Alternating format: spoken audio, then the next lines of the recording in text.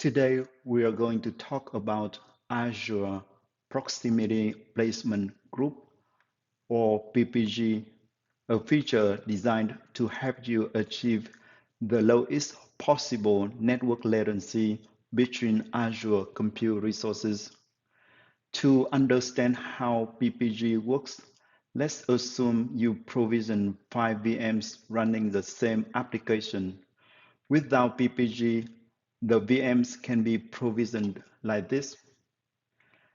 As you can see, some VMs are in the same data center but miles apart, and some VMs are in different data centers or different zones, which result in significant network latency.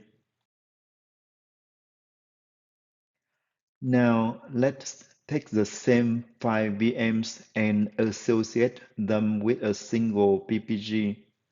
When you start the VMs, Azure provisions the first VM in any rack within any data center in the region that has the capacity for this VM size. This first placement is not controlled by the PPG. Azure simply finds a suitable location for that VM. Once the first VM is placed, Azure uses the VM's physical location as the anchor point for the rest of the group. Because all 5 VMs belong to the same PPG, Azure attempts to place the remaining VMs as close as possible to the first one, ideally in the same rack or in nearby racks within the same data center, like this.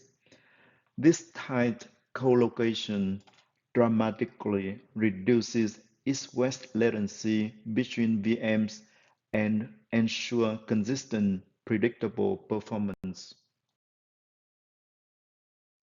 After creating a proximity placement group, you can associate it with new or existing resources, including virtual machine scale sets, availability sets. For existing VMs, simply stop, deallocate them, attach the PPG, and start them again. Azure will then attempt to place all associated compute resources as close together as possible to minimize latency. A known issue with proximity placement groups is that the data center where the first VM is placed may not have enough remaining capacity to host the rest of the compute resources in the group. When this happens, additional VMs may fail to start because Azure cannot co-locate them close enough to satisfy the PPG requirement. To solve the problem of proximity placement groups, Azure provides an optional parameter called intent, and here is how you specify it using JSON format. As you can see, the intent parameter allows you to declare the VM size you plan to deploy inside the PPG.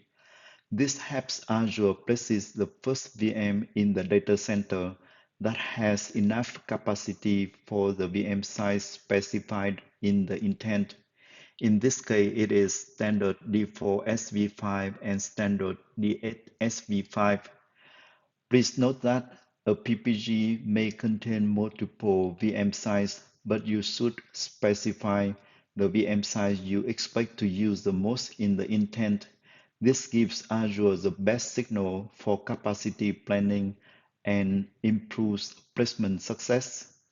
In this case, after this PPG is created and you start the first VM, even though the first VM has a size standard D2 SV3, Azure will put it in the data center that has enough capacity for standard D4 SV5 and standard DS SV5 VM size because you put the size in the intent, and that is the reason why you can successfully start all the VMs in the availability set and all the VMs in the VM scale sets